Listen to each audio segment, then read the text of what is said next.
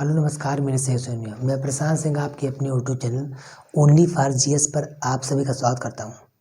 आशा करता हूं आप सब लोग अच्छे होंगे और इस समय परीक्षा की खोपड़ी में छेद करने के लिए आप तैयार होंगे। तो आज हम आप लोग के लिए बौद्ध धर्म का पार्ट 2 लेके आए हैं। तो जो लोग चैनल पर नए हैं चैनल को जाकर सब्सक्राइब कर लें और साथ ही साथ बेल आइकन को प्रेस कर दें। देखिए चैनल जाकर आप लोग सब्सक्राइब कर दिया करिए क्योंकि मैं आप लोग के लिए इतना मेहनत करता हूँ। समझ लो एक वीडियो बनाने में इतना हालत ख़राब हो जाती है आप लोग के लिए, लेकिन फिर भी करता हूँ मैं।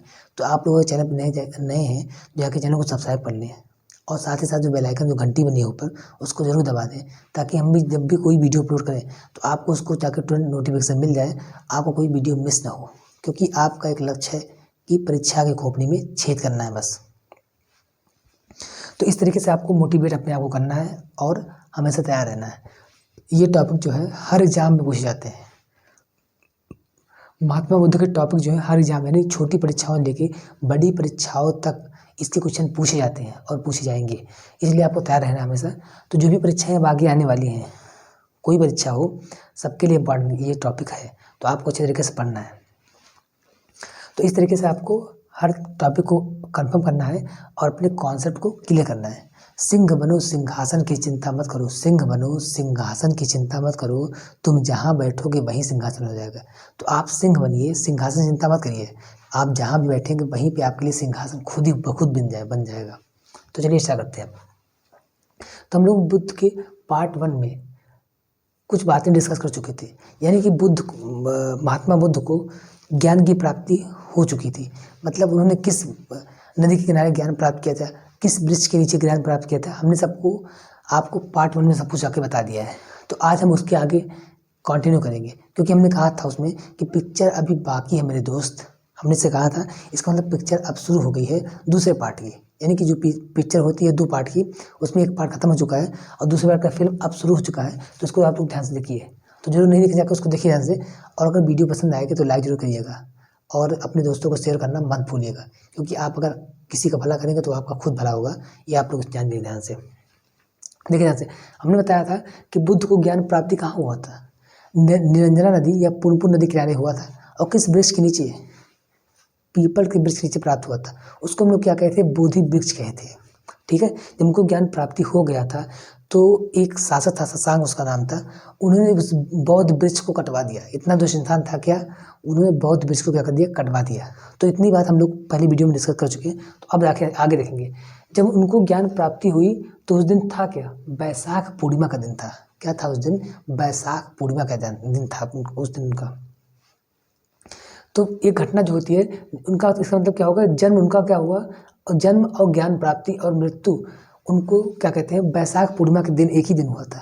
जैसे कोई ये समझ लो महात्मा इंसान थे, मतलब इनका जन्म भी कब हुआ था, बैसाख पूर्णिमा के दिन हुआ था, और ज्ञान प्राप्ति कब हुआ था, बैसाख पूर्णिमा के दिन हुआ था, और मृत्यु उनकी कब हुई थी, बैसाख पूर्णिमा के दिन हुई थी। इसलिए तीनों काम एक ही दिन होने के कारण हम लोग इसको कहते हैं बुद्ध पूर्णिमा के नाम से भी जानते हैं। यानी कि बुद्ध पूर्णिमा जब आपकी मनाई जाती है, इसका मतलब बुद्ध का उस दिन जन्म हुआ था, उनको उस दिन ज्ञान प्राप्ति हुई थी और उसी दिन उनका मृत्यु हुआ था, इसलिए बुद्ध पूर्णिमा इसको हम लोग कहते हैं, तीनों चीज़ों को मिला के। ठीक है, इसलिए बुद्ध पूर्णिमा आपकी मनाई जाती है। अब फिर क्या हुआ, जब उनको ज्ञान प्राप्ति हुआ गया तो उन्होंने अपने मतलब वो किसी न किसी को अपना अनुयायी बनाएंगे ताकि उनकी बात कोई माने, इस तरीके से वो अपना काम करेंगे। तो 2 बंजारे थे जिनका नाम था तपस्सु और मल्लिक। 2 शूद्र बंजारे थे, मतलब शूद्र जात के थे वो बंजारे थे, उनको अपना अनुयायी बना लिए वो। ठीक है, ज्ञान जब प्राप्त होगा तो आपने सोचा कि आप चलो कुछ अनुयायी बनाते हैं जो हमारी बातों को फॉलो करे। तो उनको 2 शूद्र बंजारे मिल गए, उनका नाम था तपस और मलिक, उनको अपना वो अनुयायी बना लिए। अब जब वो अनुयायी बना लिए तो क्या करेंगे, उपदेश देने जाएंगे उनके साथ को लेकर, उनको साथ में जाके चले गए, वो उपदेश देने चले गए वो। ठीक है, तो उन्होंने क्या किया, सर्वप्रथम उपदेश दिया किसको, पंचवर्गीय ब्राह्मण भिक्षु को दिया। ठीक है, उन्होंने किसको उपदेश दिया, सबसे पहले उपदेश उनको किसने दिया अपने अनुसार, उन्होंने क्या दिया, पंचवर्गीय ब्राह्मण भिक्षु को दिया। यानी कि सर्वप्रथम उद्देश्य महात्मा बुद्ध ने किसको दिया, पंचवर्गीय ब्राह्मण भिक्षु को दिया। ठीक है, और किस भाषा में दिया, पाली भाषा में दिया। किस भाषा में दिया भैया, पाली भाषा में दिया। और कहाँ पे दिया, सारनाथ, यानी कि वाराणसी में स्थित है सारनाथ, वहाँ पे जाके दिया। क्वेश्चन पूछता है कि महात्मा बुद्ध ने सर्वप्रथम उपदेश अपना कहाँ पे दिया था, सारनाथ वाराणसी में दिया था। किसको दिया था, पंचवर्गीय ब्राह्मण भिक्षु को दिया था। ठीक है, और यह घटना क्या कहलाती है, यानी कि प्रथम उपदेश देने की घटना महात्मा बुद्ध की क्या कहलाती है, इसको हम लोग क्या कहते हैं, तो धर्म चक्र प्रवर्तन कहते हैं। यानी कि कहता क्वेश्चन में बुद्ध के सर्वप्रथम उपदेश को किस घटना के नाम से जानते हैं हम लोग, तो क्या होगा आपका आंसर, धर्म चक्र प्रवर्तन। ठीक है, क्वेश्चन पूछता है कि महात्मा बुद्ध ने सर्वाधिक उपदेश कहाँ पे दिए थे, तो आपका जवाब क्या हो जाएगा, श्रावस्ती में दिए थे। कहाँ दिए थे, श्रावस्ती में दिए थे। महात्मा बुद्ध ने अपने सर्वाधिक उपदेश कहाँ पे दिए थे, श्रावस्ती में दिए थे। ठीक है, इस तरीके से आपको पढ़ना है कहानी के माध्यम से। अब देखो उपदेश वो दे दिए, ठीक है, उसके बाद क्या किए, जब उपदेश दे दिए तो सोचे कि अब एक संघ की स्थापना करते हैं, मतलब बौद्ध संघ की स्थापना करते हैं, क्योंकि अब बौद्ध धर्म चल पड़ा था। ठीक है, तो उन्होंने क्या किया, सर्वप्रथम बौद्ध संघ की स्थापना कहाँ पे की, सारनाथ में कर दी। ठीक है, सारनाथ में क्या किया, उपदेश दिया, सोचे अब यहाँ पे हम दे ही चुके, हमारी बात सब लोग फॉलो कर रहे हैं, मान हमारी बात, तो क्या कर दिया, सर्वप्रथम बौद्ध संघ की स्थापना कहाँ कर दिया, सारनाथ में कर दिया। ठीक है, उसके बाद क्या था, उसमें बौद्ध धर्म में अब जब सब कुछ चलने लगा इसी तरीके से, सब कुछ संघ बन गया, सब लोग आने लगे वहाँ पे, अपना शिक्षा दीक्षा सब कुछ करने लगे, महात्मा बुद्ध उनको सिखाने लगा हर चीज़। तो वहाँ पे क्या था, सिर्फ पुरुष आते थे, महिलाएं नहीं आती थी। क्या आते थे वहाँ पे, सिर्फ पुरुष आते थे, महिलाएं नहीं आती थी। तो फिर क्या हुआ, एक आनंद थे, आनंद उनके क्या थे, एक मतलब समझ लो सीनियर इंसान थे वहाँ पे। आनंद क्या थे, तो उनकी मतलब मौसी का लड़का था, आनंद क्या नाम था, जो प्रजापति गौतमी थी उनकी सौतेली माँ थी या मौसी थी, उनका लड़का था आनंद, वो हम लोग उनके सब कुछ देख रेख वाला काम करते थे। तो उन्होंने क्या किया, जब महिलाओं का प्रवेश वहाँ पर वर्जित था, उन्होंने कहा कि महिलाओं को प्रवेश को दे दिया जाए इसमें। उनके कहने पर महात्मा बुद्ध ने क्या किया, महिलाओं के प्रवेश को दे दिया। पहले तो क्या था, वर्जित था, मतलब वहाँ महिलाओं को आना जाना सब कुछ मना था, सिर्फ पुरुष जाते थे वहाँ पे, वो भी अपने मम्मी पापा से पूछ के तब जाते थे वहाँ पे। फिर क्या हुआ, महिलाओं का प्रवेश वर्जित था। अब क्या हुआ, बाद में आनंद के कहने पर, ठीक है, बाद में क्या हुआ, आनंद और उपाली इनके शिष्य थे। अगर पूछेगा महात्मा बुद्ध के शिष्य कौन थे, आनंद और उपाली। कौन थे, आनंद और उपाली। तो आनंद और उपाली के कहने पर क्या किए, वो महिलाओं को बौद्ध धर्म में प्रवेश दे दिया। ठीक है, अब जैसे ही महिलाओं का प्रवेश हुआ तो समझ लो बौद्ध धर्म भ्रष्ट होने लगा। ठीक है, जहाँ भी महिलाओं का प्रवेश हुआ वहाँ पे का बौद्ध धर्म भ्रष्ट होने लगा। सब लोग मतलब पुरुष जो है महिलाओं से बातचीत हत्या करने लगे, तो सब मतलब बौद्ध धर्म उसी समय विनाश होने में चला गया। ठीक है, फिर क्या हुआ, क्वेश्चन पूछता है कि जब महिलाओं का प्रवेश देना शुरू कर दिया, तो सबसे पहले महात्मा बुद्ध ने किसको प्रवेश दिया, किसके कहने पे दिया था, आनंद के कहने पे दिया था। तो क्वेश्चन पूछता है कि सर्वप्रथम प्रवेश पाने वाली महिला का नाम क्या था, तो क्या था, प्रजापति गौतमी, जो कि उनकी मौसी थी या सौतेली माँ थी। ठीक है, उनको मिला। उसके बाद फिर इनके कहने पे किसको मिला, नंदा को मिला, जो कि मौसी की पुत्री थी, नंदा को मिला। फिर क्या हुआ, पत्नी को भी मतलब वो दे दिए। ठीक है, तो इन लोगों को क्या कहते हैं, सबसे पहले प्रवेश पाने वाली ये सब महिलाएं हैं। सबसे पहले किसको मिला था, प्रजापति गौतमी को। अब इनको जब मिल गया तो क्या होगा, तो अब क्या हुआ, मतलब अब पुरुषों को भी दे दिए और महिलाओं को भी दे दिए। अब क्या हुआ, महात्मा बुद्ध के मन में विचार क्या आया, उन्होंने क्या, महात्मा बुद्ध ने अपने विचारों का प्रचार प्रसार करते हुए वो पाव पहुँच गए। मतलब जब वो सबको दे दिए तो वो काफ़ी खुश थे कि चलो महिलाओं को भी दे दिया हमने, पुरुषों को भी दे दिया अच्छे तरीके से। उसके बाद क्या किया, उन्होंने अपने विचार विमर्श करते हुए, अपने विचारों का आदान प्रदान करते हुए कहाँ पहुँच गए, वो पावन पहुँच गए। ठीक है, कहाँ पहुँच गए, पावन का स्थान है। ठीक है, वहाँ पर जाकर पहुँच गए। अब जाको वहाँ पर जब पहुँचे तो क्या हुआ, तब जब हम लोग अब जब आप हर चीज़ विकास करेंगे तो समझ लो आपका पैर पकड़ने के लिए एक न एक आदमी तैयार है जरूर। ठीक है, वो आपका दुश्मन हमेशा होगा। जब वो पावा में पहुंचे तो क्या हुआ, पावा में चुंद नामक एक कर्मकार था। पावा में जब पहुंच गए वो, तो पावा में क्या था, सब कुछ अच्छा चल रहा था, सब कुछ संघ की स्थापना हो चुकी थी, सबको प्रवेश दे दी थी, सब कुछ अच्छे तरीके से, मतलब बौद्ध धर्म चल पड़ा था। ठीक है, अच्छे से चल रहा था। फिर जब वो पावा पहुंचे तो पावा में चुंद नामक, एक चुंद नाम का तो क्या था, कर्मकार था। कर्मकार मतलब जो काम करने वाला होता है, वो चाहे लोहार होगा या फिर सुनार, कोई न कोई वो था। ठीक है, सुनार वाला काम करता होगा, लोहार वाला काम करता होगा, उसको हम क्या बोलते हैं, कर्मकार, कोई काम करता था। तो पावा में जब पहुंचे तो चुंद नामक एक कर्मकार ने द्वारा उनको सुअर का मांस खिला दिया गया। क्या कर दिया गया, सुअर का मांस खिला दिया। यानी कि जब जो कोई इंसान शराब नहीं पीता उसको आप जबरदस्ती शराब पिलाएंगे, जो कोई इंसान जो कहते हैं नशा नहीं करता उसको आप नशा जबरदस्ती करवाएंगे, तो समझ लो वो इंसान बेकार नहीं हो जाएगा। उसके अंदर से क्या कहते हैं, वो अंदर पीड़ा होती है कि कैसे उस चीज़ को ले पाएगा, मतलब कभी चुप किया इतना बड़ा पाप वो मानता अपने आप को। जब चुंद ने उनको मांस खिला दिया सुअर का, तो क्या होगी, उनकी तबीयत खराब होगी। मतलब जो चीज़ कभी कोई चखा नहीं है, कोई चीज़ खाया नहीं है, वो मतलब भगवान मानते हैं, भगवान को इतना मानते हैं वो चीज़, समझ लो उनके अंदर में एक नफरत सी पैदा होगी, उनकी तबीयत क्या होगी, खराब होगी। फिर जब तबीयत खराब होगी तो आदमी क्या होगा, तो उसमें डॉक्टर तो रहते नहीं थे, किसी बचा ले जाए। तो तबीयत जब खराब होगी तो क्या होगा, उन्होंने अपने शरीर को त्याग दिया। यानी कि 80 वर्ष की अवस्था में उनकी मृत्यु हो गई। और मृत्यु कब हुई थी, 483 ईसा पूर्व में। क्वेश्चन पूछता है महात्मा बुद्ध की मृत्यु कब हुई थी, तो 483 ईसा पूर्व में हुई थी। और कहाँ हुई थी? कुशीनगर। कुशीनगर कहाँ पे है? यूपी में। तो इतनी बात आपको ध्यान से देखना है। अगर आपको नहीं समझ में आ रहा होगा तो आप लोग वीडियो को जाके फिर दोबारा देखिएगा। वैसे आपको समझ में आ रहा होगा, अच्छे तरीके से समझ में आया होगा। अगर वीडियो पसंद आएगी तो लाइक जरूर करिएगा, क्योंकि आप लोग बाद में लाइक करना भूल जाते हैं। ठीक है, फिर क्या क्वेश्चन पूछता है कि जब उनकी मृत्यु हुई कहाँ पे हुई? कुशीनगर में। कहते हैं यह घटना क्या कहलाती है? यानी कि महात्मा बुद्ध की मृत्यु की घटना क्या कहलाती है? महापरिनिर्वाण, यानी कि उनको मोक्ष की प्राप्ति होगी। क्या कहलाती घटना? महापरिनिर्वाण। अगर पूछे क्वेश्चन में कि महात्मा बुद्ध की मृत्यु की घटना क्या कहलाती है, तो महापरिनिर्वाण कहलाती है। ठीक है, अब मृत्यु उनकी हो ही चुकी हर चीज़। अब क्या हुआ? बौद्ध धर्म स्थापित हो ही चुका था, तो अब कुछ शासक आएंगे। ऐसे क्या करेंगे? बौद्ध धर्म को अपनाने वाले शासक कौन से थे? बिंबिसार थे, प्रसेनजित थे, अजातशत्रु थे, उदयन। ये शासक उन्होंने बौद्ध धर्म को अपना लिया, मतलब उनका मतलब प्रचार प्रसार करने लगे इस तरीके से। तो इतनी बातें थे बौद्ध धर्म में। आशा करता हूँ आपको इसी तरीके समझ में आ रहा होगा। अब बौद्ध धर्म से संबंधित कुछ बातों को और हम देखते हैं इसमें।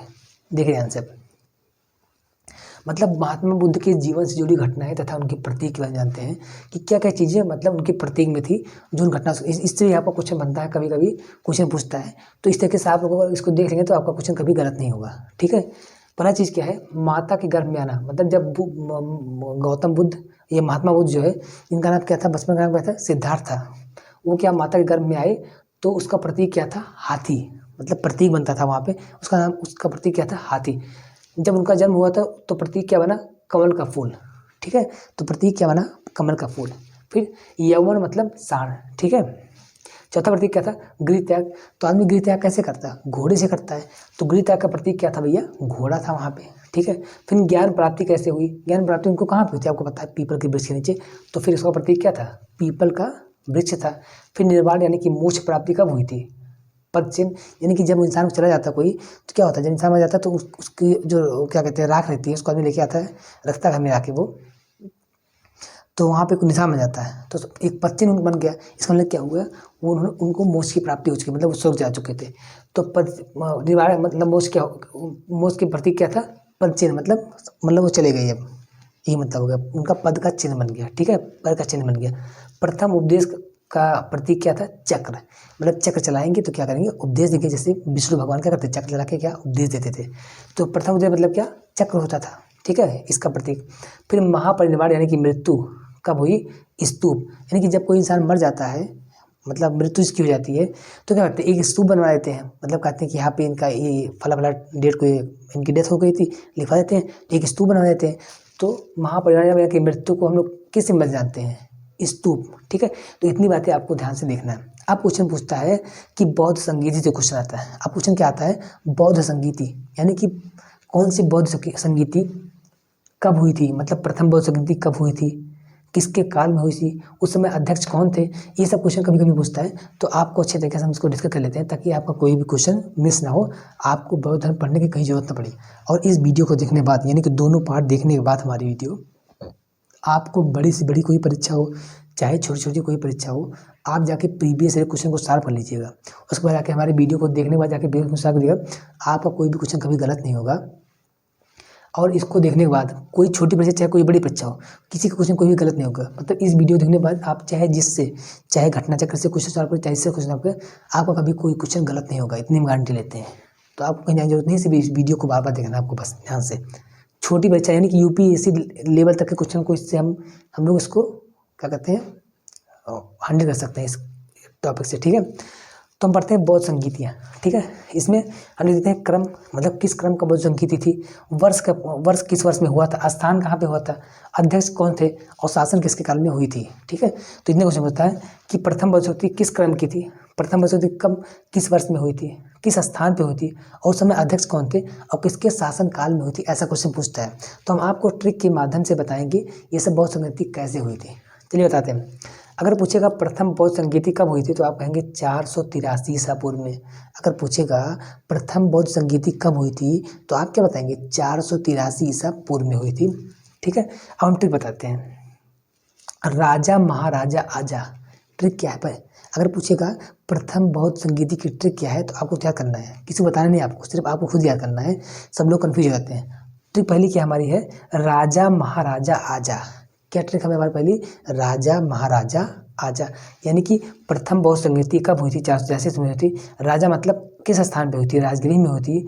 महाराजा, राजा महाराजा मतलब महाकश्यप के अध्यक्ष थे उस समय, और शासन किसके शासनकाल में हुई थी, आजा मतलब अजातशत्रु। फिर से देखो ध्यान से, ट्रिक पहली हमारी क्या है, मतलब पहली ट्रिक हमारी क्या है, मतलब प्रथम बहुसंगीति कब हुई थी, उसकी ट्रिक क्या है, राजा महाराजा आजा।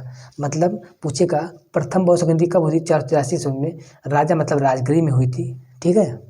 उस समय अध्यक्ष कौन थे, महाकश्यप अध्यक्ष थे, और किसके शासनकाल में हुई थी, अजातशत्रु के काल में हुई थी। तो पहली ट्रिक आपकी समाप्त हुई। दूसरी ट्रिक क्या है, वैशाली सबका काल है। दूसरी ट्रिक क्या है, वैशाली सबका काल है। आप ट्रिक के माध्यम से अपने दिमाग जब फिट कर लेंगे तो आपको सब बगल में देखेंगे इसको कैसे याद है, हमें भूल जाता है। तो आपको ट्रिक अपनाना है, अपने काम को बनाना है, और कोई नहीं आपसे पूछने आएगा आप किस ट्रिक से याद किया, कैसे याद किया, कुछ आपसे पूछने नहीं आएगा। सिर्फ आपको वहाँ पे क्वेश्चन सही करना बस, और कुछ भी नहीं करना है।